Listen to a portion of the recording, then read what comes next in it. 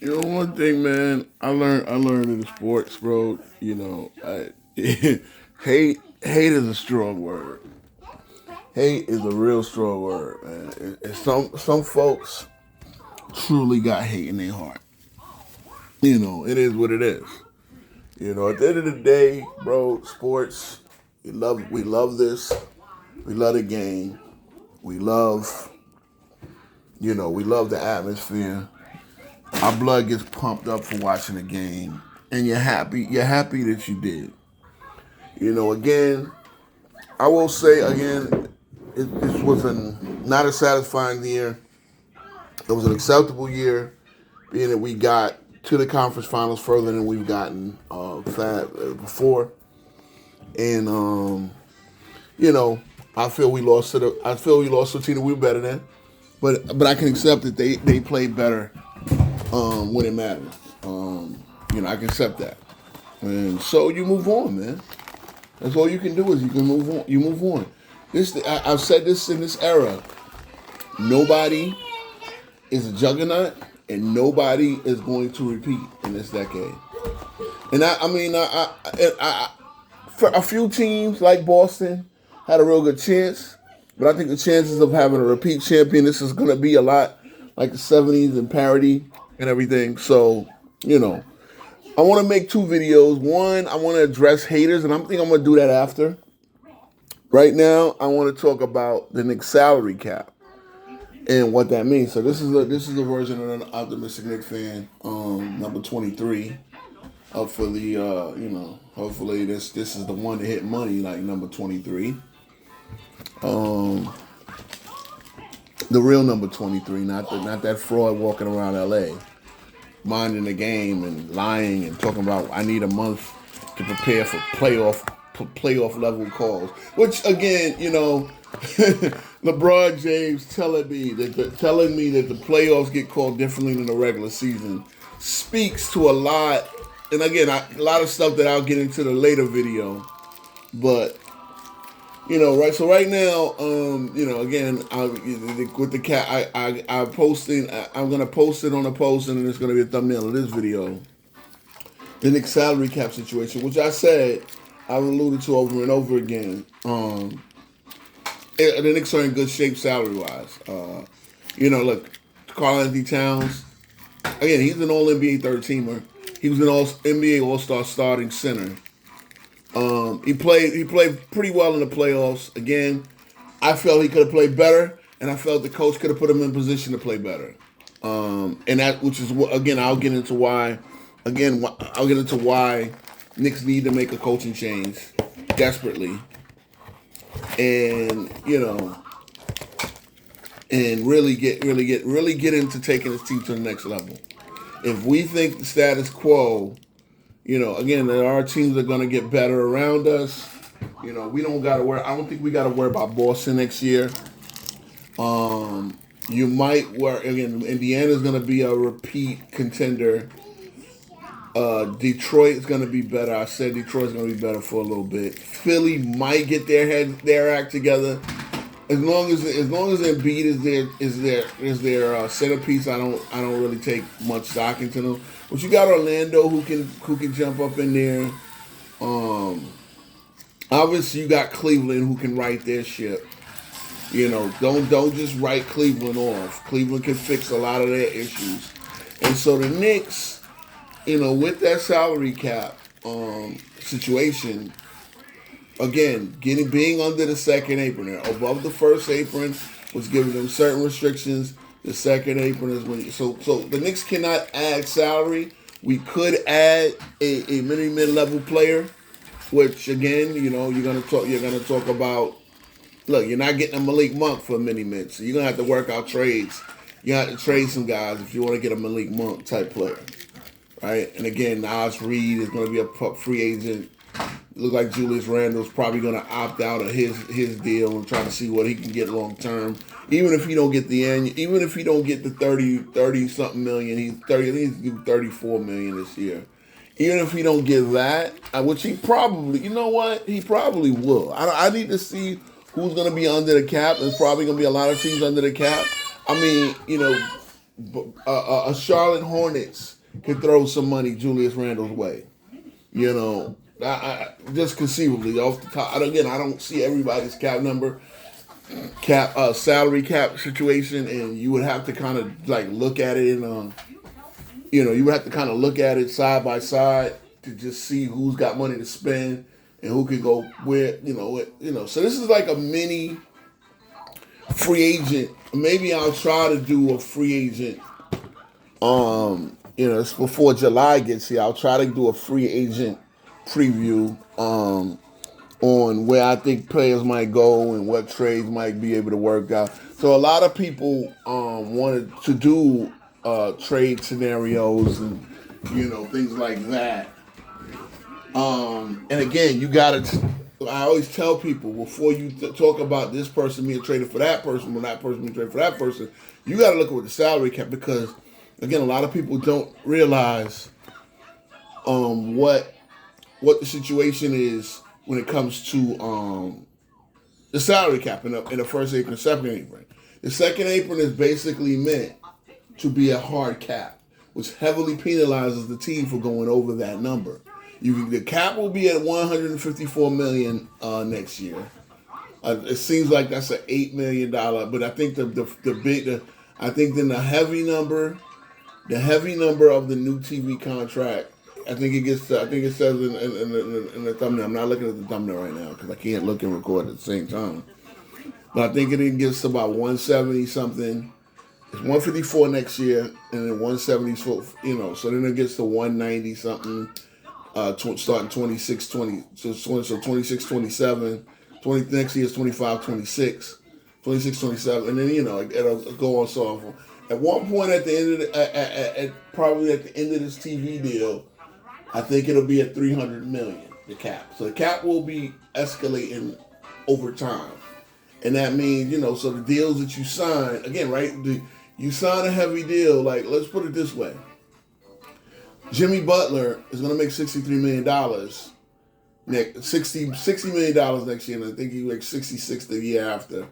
He signed a 2-year, 126 deal extension, something like that. That's a lot. Again, that's a lot. That's why he was traded from Miami, because not having no deal. A lot of it was like football. I don't want to play not knowing that I'm not. I don't want to be a freak. Come in and go give you. There's the thing too. I don't want to give you maximum effort in a playoff and then potentially hurt my chances of going into the offseason. It's like, let's put it this way: Julius Randle just helped the Minnesota Timberwolves get to the conference finals. He had a player option next year. So if he would have got hurt in the playoffs, he would have just decided to opt in, rehab, and then try to work his deal off for that, right? So it behooves a lot of players, especially star players who can get max deals, stuff like that, to have an extension before going into a playoff run. That's, for those guys that talk about the LeBron James, how he would, think about this, in 2010, when his deal was expiring, had he gone into that playoff run and gotten hurt, now he probably, he was such a great talent that he still would have gotten his money. But think about anybody just saying, well, let me have a deal that expire in 2010. But if my team makes the playoffs and I'm playing for a lot less money in the playoffs than I'm playing during the regular season, people don't realize that. You get a share of a pool. So that you get money on top of your regular season money, but it ain't as much. It's not enough. You're playing more intense basketball, and you're gonna get hurt going in. If you get hurt going in playing those games, you put your deal at risk. Again, Kevin Durant, he had an opt-out, but he chose to opt out even after rupturing his Achilles, going for that third straight ring with Golden State. And it still worked out for him, being that he was Kevin Durant. But most players, and let's put it away, Julius Randle can't do that. Or Jimmy Butler at this part of his career, knowing that, Kevin Durant was still relatively young when he signed with Brooklyn 7 years ago. He was about 31 years old. He's 37 now. So you're going into that part, the last part of your career, again, that's neither here nor there. Just to look at what the Knicks are going to do. Again, we got Karl-Anthony Towns locked in at $53 million next year. Mitchell Robinson, the last year of his deal at 12, it will behoove the Knicks not to do anything yet. Again, his deal is guaranteed. Miles Bridges is at $25 million. He'll make around $25 million. Josh Hart will make around $19 million. Again, I'm going off of memory. Deuce McBride will make a clean 4.3. Tyler Kolek is at 2.2. The rookie Dadier is making about 2.6. Again, this is why your first round draft picks matter, and why it matters to actually get them in the mix and in the rotation, because you got to see what you have there. You got to see if you can have a young, developing talent that can make your rotation, who does not take up so much of your salary cap. So you can have a $54 million player, max player in a Karl-Anthony Towns, and not, look at him as an albatross holding you up from getting other players. You got to put a max player with a bunch of rookie players. Who at $2 million, that's not even 2% of your cap. So that percentage of your cap, because again, I'm comparatively thinking of Boston. When I looked at Boston's cap situation next year, Boston is in a terrible situation just because of the Tatum injury. Really kind of hamstrung them. So even if before Tatum got hurt, they were looking at a $500,000, real cost to their payroll. $500 million. I'm sorry, $500 million plus. You're talking about $560, because that's the way that when you get over that second apron, the punitive taxes you have to pay.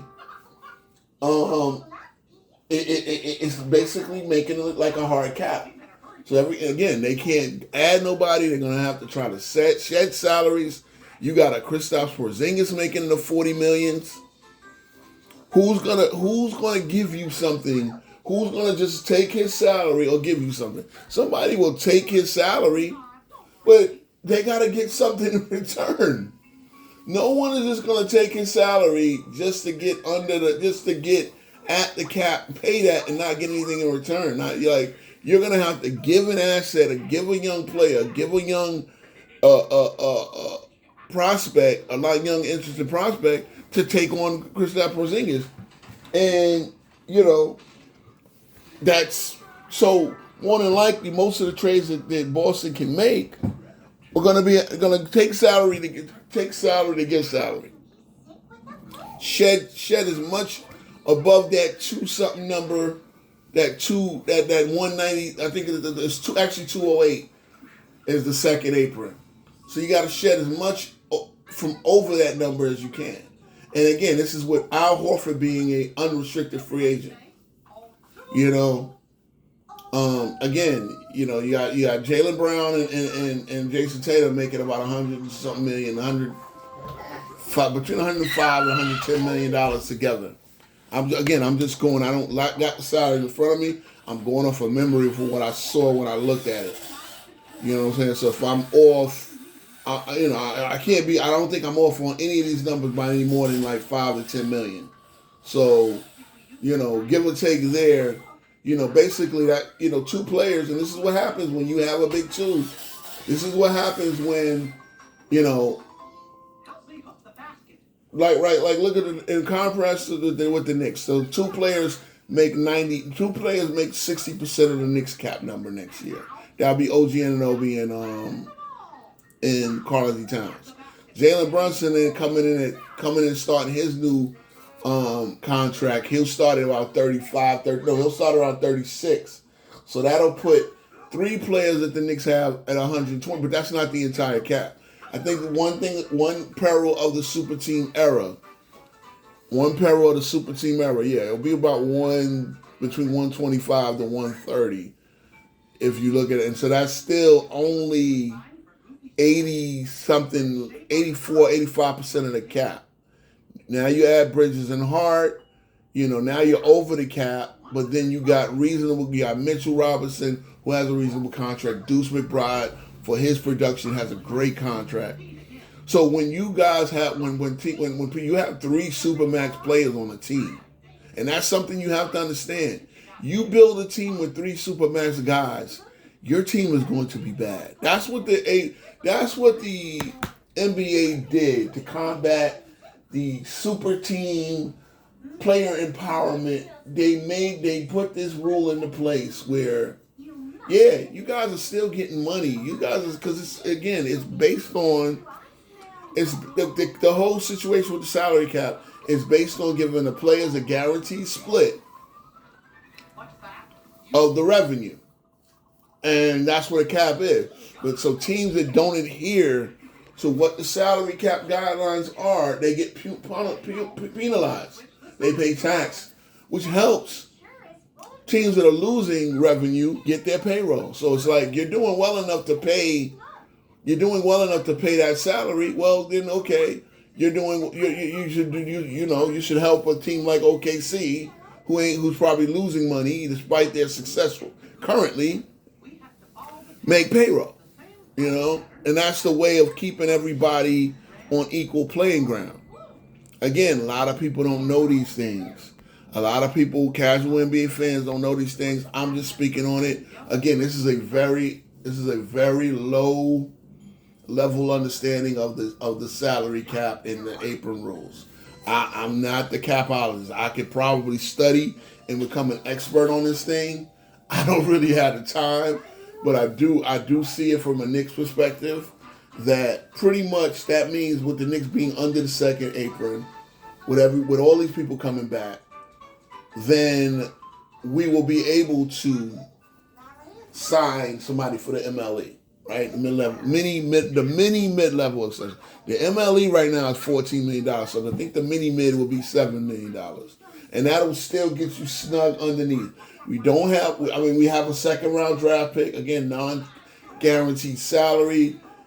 You can work some things out. You can trade somebody and for a lesser, again, Mitchell Robinson with that salary for 1 year is going to be an attractive trade piece, but it's not somebody we don't have to trade.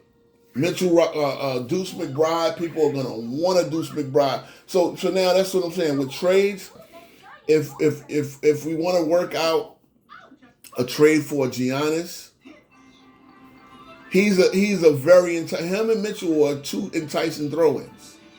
Now, if I want to work a trade, again, you got a Bobby Portis who has been a valuable piece, his suspension notwithstanding. He showed you how even in the playoff, he was the only guy really consistently productive next to Karl-Anthony Towns. He's gonna command a good $15-20 million somewhere. He's taking team-friendly deals to stay there in Milwaukee, and be an integral piece of a team that was at least trying to win a championship. You know what I'm saying? So it would be like if I'm making that deal, I would want to try to get Bobby Portis as well, and I would want to try to get Bobby Portis as well. If I'm going to give up Mitch, and I'm going to give up Cat, and I'm going to give up Deuce, and I'm going to give up a couple of these young pieces, which again, Milwaukee probably would think about, right? That Milwaukee would want to go. I would keep Huck Porty out because I'm not giving up 3 bigs. I'm not giving up 3 7-footers for Giannis because that means I'm stuck playing him at the 5, which I don't want to do. I want to play him at the 4. So I need a center. I need a center prospect. I need to be able to attract the center that maybe play next to him, a stretch 5 type of guy. Again, that'll put the Knicks where we have the better.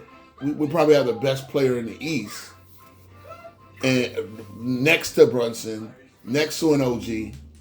Again, OG is another guy who, again, if you think about Paul George, if Paul George can be moved, then OG can be moved. You're talking about a younger guy who makes $10 million annual salary less. Really, we've seen how valuable he is in the playoffs. The last series against Siakam notwithstanding, Siakam pretty much went and win Finals MVP on him, and that was the Conference Finals MVP, and that was the really the linchpin that flipped the series expectations.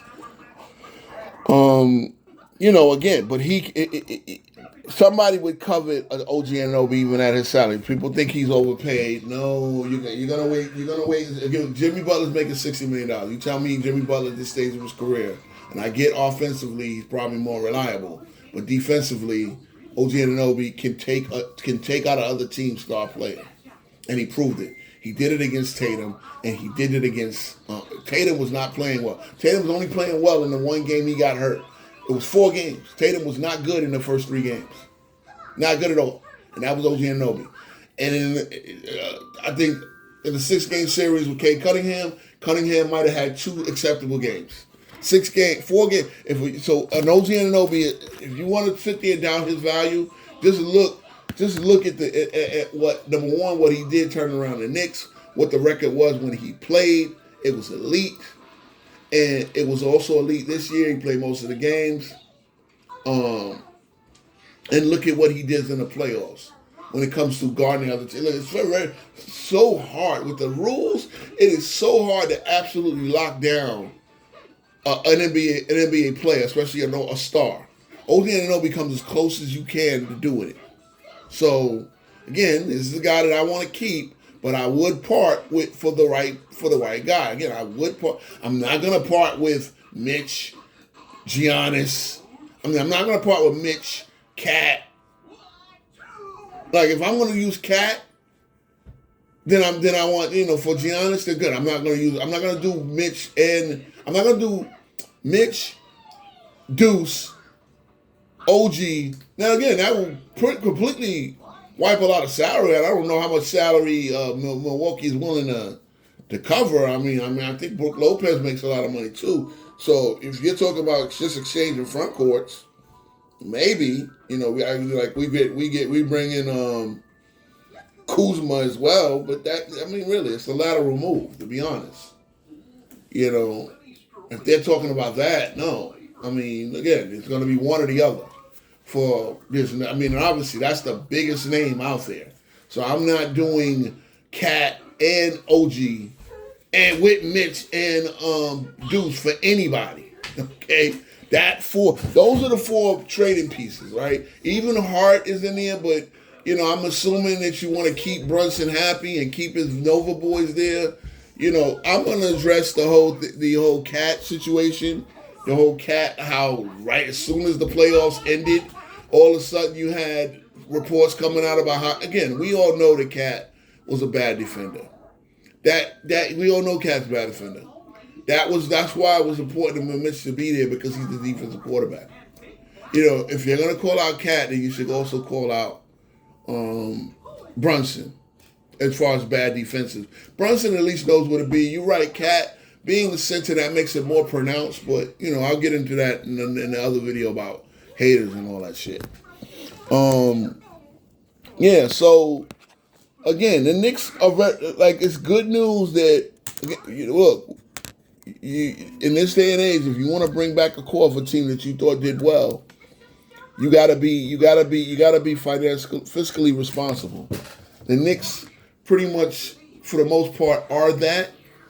And again, we don't have a bunch of Supermax contracts and a bunch of, again, like Boston's situation, they're paying their guys who are integral parts good money. Now, that means that everybody has to step up, and we saw in Game 5 it worked. In Game 6 it didn't. So can you count on White to be your second best player at his salary number? You can't count on Porzingis to get through a season anymore. I think y'all know that. I think they know that. Porzingis now will be 30, going to be 29, 30, he's born in 95. He was drafted in 2014. Yeah, he was drafted in 2014. No, he was drafted in 2015, sorry. So he's gonna be 30 years old. You can't count on him to get through seasons anymore. You just can't. You cannot count on Kristaps Porzingis to get through seasons playing at the value that he's playing. And that's a bad situation. That's a bad spot to be in. And now you're just hoping that somebody just takes that bad salary away.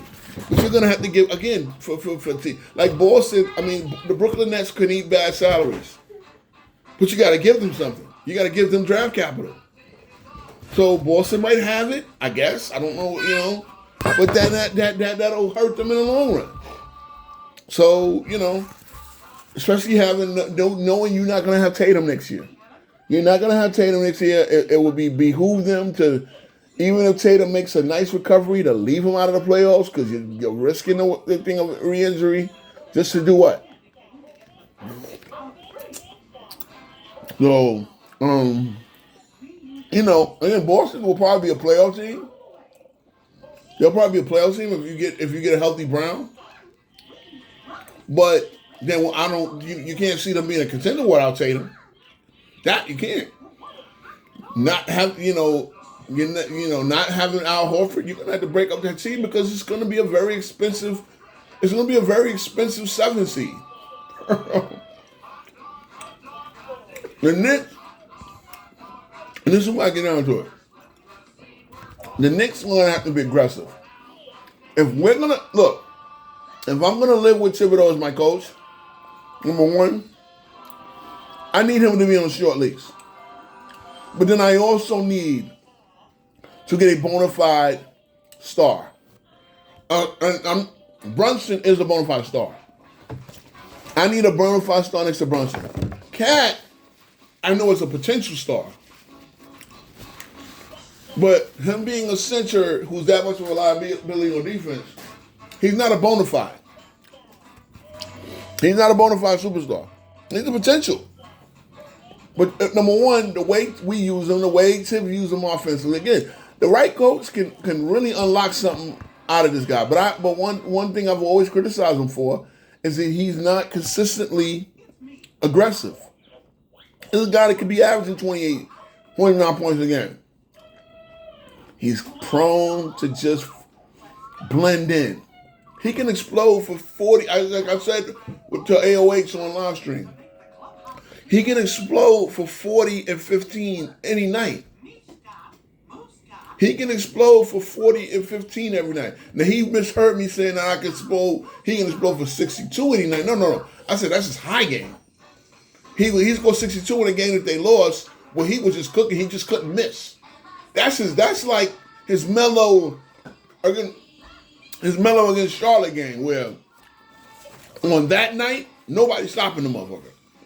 But on any given night, he should be able to go out there and think, I can get 40 tonight. There should be certain guys he look across with, I'm getting 40 tonight. And he's so prone to just fit in and blend in that he doesn't have that dog in him. Again, after AOH called me out, the man went and had a 20-point fourth quarter with the season on the line.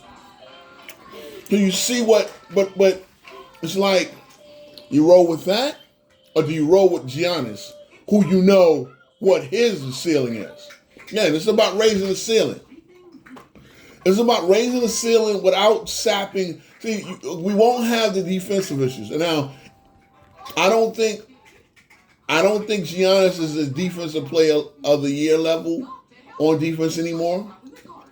He's not that far off, but he's a lot better of an upgrade than Cat, especially that's going to be a 4. Well, at that point, again, the Knicks going to have to get a center rotation next to him. And that's where the Knicks should be. If you're going to bring back Tibbs, cool. Don't bring back Cat. Don't bring back the same team. Because I believe this team could have won a championship, but I don't believe Tibbs is the coach to bring it out of it. So now I'm going to have to get a better player to raise our ceiling if Tibbs is going to be a coach. I want to bring a better player to raise our ceiling if Tibbs is going to be coach. And that's when you go after Giannis Antetokounmpo. All right, and you try to bring something, you try to bring some pieces back around him, and if you're going to give up a lot, because you're going to give up a lot of pieces to get him.